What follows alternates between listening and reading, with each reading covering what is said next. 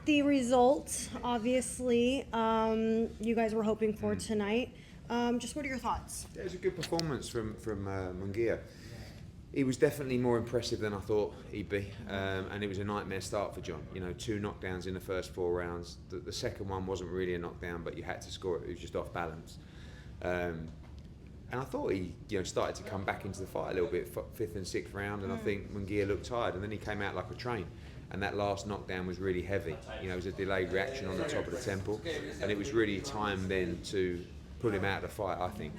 Munguia's got tremendous work rate. He's really exciting to watch. And, I think, thanks, Brenna. Cheers, mate.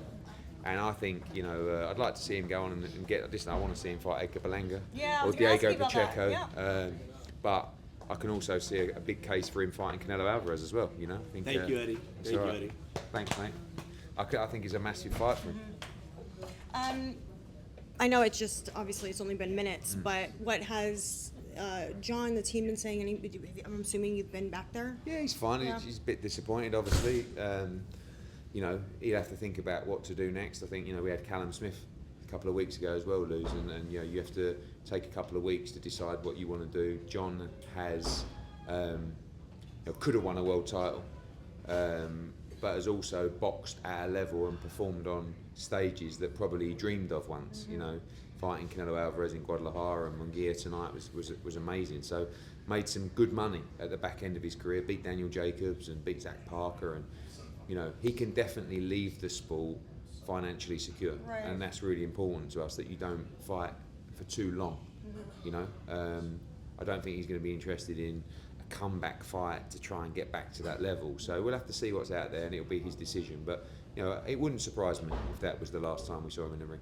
You just mentioned Callum. He's not planning to retire. Yeah, I saw that. Yeah. I think this is how things change over the weeks. If you would have asked me honestly after the Beterbiev fight that night, I would have said that I think that might be it for him. But I heard him come out and say that the Yarde fight excites him, and that's the key.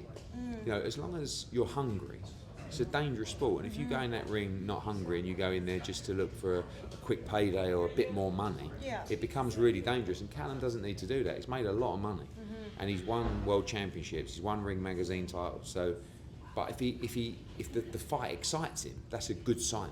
So could be one for the Matchroom Queensberry card. So you think? Oh, okay. Well, Yarde Smith is a great fight. We've also got Craig Richards, who's ready to step up in a big light heavyweight fight. But obviously, Yarde is someone probably from their side that could be involved in that tournament. So we'll have to look at our boys and see who can beat him.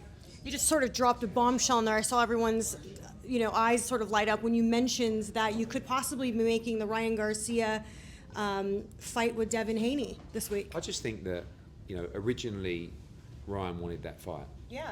And I was disappointed when he switched to Rolly, but obviously the Rolly fight's not happening now. Ryan Garcia wants to be in a big pay-per-view, and if you look at his actual pay-per-view options, Devin Haney is there to be made.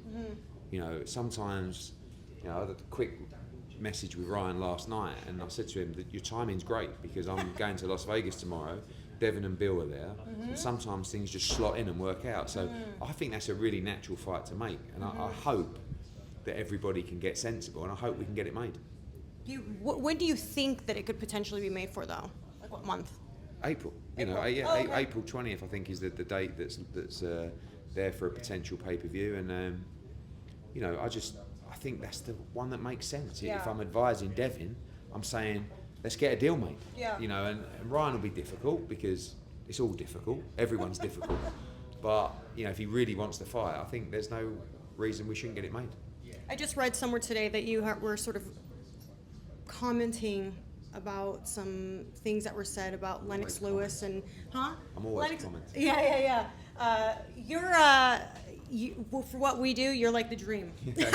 Great, yeah. I just get me in trouble. Yeah, I just get it. Yeah, the Lennox stuff, look, I have unbelievable respect for that. Yeah, my dad used to promote some of his fights, like he's an undisputed champion, best heavyweight of the era, but I just feel that, and I don't know what it is, but he always struggles, in my opinion, just to give AJ maybe the credit that he deserves, And what did he say recently? Did I miss something? Saying about the Ngannou fight, he said, what, Eddie Hearn, you said this about the Ngannou Fury. I said, yeah, I did. I saw that him and Carl were kind of making mention of that. Yeah, but I was like, I did. I know what I said. Yeah. And I thought Fury would school Ngannou, but he didn't, did he? He dropped him, and I thought he beat him, or if not, it should have been a draw. So all of a sudden, the situation's changed completely. You can't say that a guy who has dropped Fury and nearly beaten him, or in many eyes beat him, is not credible as an opponent. And I said to Lennox, one of the big reasons that we're taking the fight is because we have been told by His Excellency that the winner of that fight fights the winner of Fury Usyk. Right.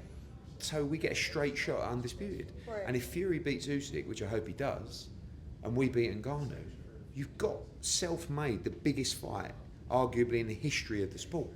So it's yes, you know, when But is that after the rematch? Because isn't there a rematch? look, you know how things work over there. Yeah. You know that if Fury beats Usyk and AJ beats Ngannou, the whole world is going to go, oh my God, it's AJ Fury, undisputed. So yes, there's rematch clauses and people have got to be respected and contract, but also you know the vision of His Excellency. He's going to want to deliver for the fans worldwide the biggest fight of our generation, and it will be right on a plate in front of him. But Fury's got to beat Usyk first, and AJ's got to beat Ngannou. And as we saw with Wilder against Parker, things can happen. You never know. Exactly. Yeah. All right. Lastly, any update on the 5 versus 5? Or did you get a chance to maybe speak to Oscar about that? Remember you were saying you were maybe. I just mentioned it the first time in the presser, and as I was reading them off there, you know, like Virgil Ortiz against Madrimov, or Conor Benn, and Munguia against Ryder, and Garcia against Haney, and you know, they've got loads of other fighters that we could match against. So I speak to DAZN, and you know, the focus is on Matchroom Queensberry for now, but I think that could be a thing moving forward. I think it's exciting. I think fans can engage with that. Fans can interact. Fans can make their pick. Fans can, you know, debate over who should pick who and what weight classes we should do. And I think maybe do like some sort of voting system. Yeah, maybe. Oh wait, quickly. Lastly, Carl Froch, what's up with?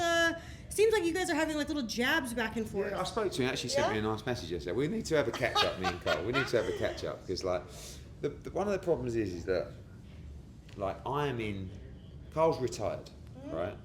So he's got probably more time on his hands than he used to when he was in camp, and I'm really in the absolute deepest prime of my career, right? Where I'm like, and people get pissed off with me because I don't know. I mean, you message me sometimes for an interview and I don't get back to you, right? Carl will message me sometimes and I don't get back to Carl.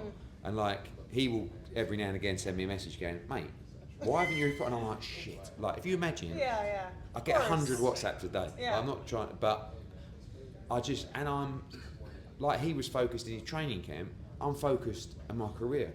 So if I've got something on, like a project or something that I'm working on, I'm just like that. Not personal. So I'll go like that.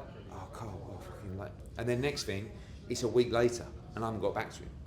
So he, you know, we went backwards and forwards, but I have massive respect for Carl. Like, and I started my journey with him really, and he wouldn't be where he is without me, and I certainly wouldn't be where I'm without him. So we're going to get together, and we're going to have a cuddle, and we're going to hug it out. A good chin wag. Yeah, exactly. All right, Ed, thank you so much for your time. I appreciate it. We need to think of a new advert for freebets.com.